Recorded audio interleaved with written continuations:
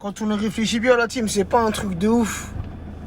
Neymar, c'est un truc de malade, frérot. Et comme ça a été mis par PSG Source, malédiction, malchance, hygiène de vie, je pense, frérot, que tu peux faire un mélange de tout ça et ça donnera ce qui arrive à Neymar.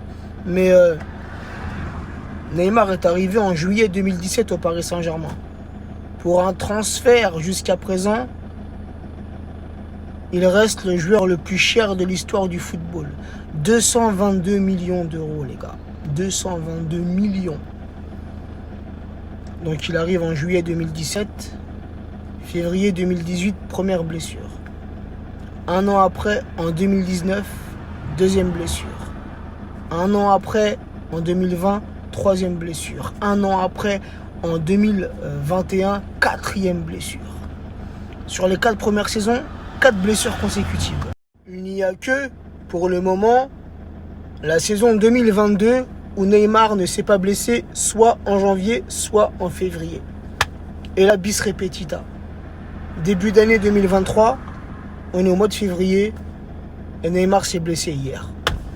Il sera, je pense, indisponible contre l'OM et incertain contre le Bayern. Mais il y a de quoi se poser des questions, la team.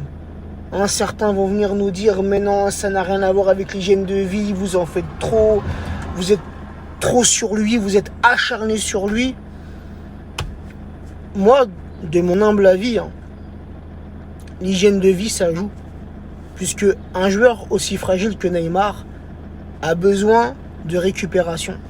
Mais quand on dit récupération, ce n'est pas se coucher à pas d'heure. Ce n'est pas faire la fête, ce n'est pas sortir jusqu'à je ne sais quelle heure. Des joueurs comme ça, des joueurs comme lui, bourrés de talent. C'est un joueur de foot exceptionnel, Neymar. Exceptionnel. Je remets pas en cause son talent. Loin de là. Mais un joueur aussi fragile, encore une fois, il a besoin de récupérer dans de bonnes conditions. Tu peux pas te permettre de faire n'importe quoi pendant ton temps de récupération. Tu vois ce que je veux dire ? Et c'est dommage parce que c'est un joueur incroyable, Neymar. C'est vrai que on le critique beaucoup et moi le premier, on lui tape beaucoup dessus. Mais frérot, quand tu dépenses 222 millions pour le joueur le plus cher de l'histoire du football, est-ce que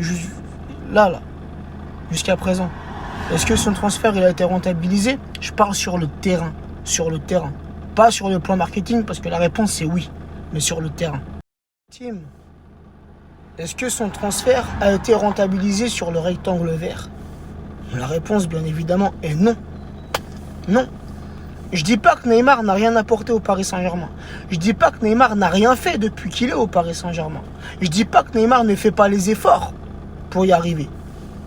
Mais on attend toujours plus d'un joueur comme Neymar. Toujours plus. Et on l'a acheté, c'est notamment pour la Ligue des Champions. Pour la Ligue 1 ou les compétitions nationales, Coupe de France et anciennement la Coupe de la Ligue, tu peux, entre guillemets, t'en passer. C'est pas très grave s'il est absent pour ces matchs-là, tu vois. Mais à la base des bases, des joueurs comme ça, des joueurs comme lui, des joueurs comme Messi, des joueurs comme Mbappé, tu les achètes pour la Ligue des Champions, pour aller remporter cette coupe aux grandes oreilles. Et depuis qu'il est chez nous, ça fait 6 ans, frérot, une finale, lors d'une Ligue des Champions un petit peu remodelée. Je disais la team, 6 ans que Neymar il est au Paris Saint-Germain. Sur les 6 ans, il y a 5 années, sur les 6 ans, 5 années où Neymar se blesse au même moment de la saison. Encore une fois, j'ai dit tout à l'heure, mais un moment important de la saison. Où tu joues ta place en quart de finale en Ligue des Champions. Donc depuis qu'il est arrivé, c'est une finale de Ligue des Champions contre le Bayern. Une finale sous Covid, remaniée un peu, avec le Final 8, où il a été bon durant le Final 8. Je dirais pas le contraire à la team. Et l'année d'après, c'est demi-finale contre Manchester City, où on sort en demi-finale. C'est pas assez la team. C'est pas assez.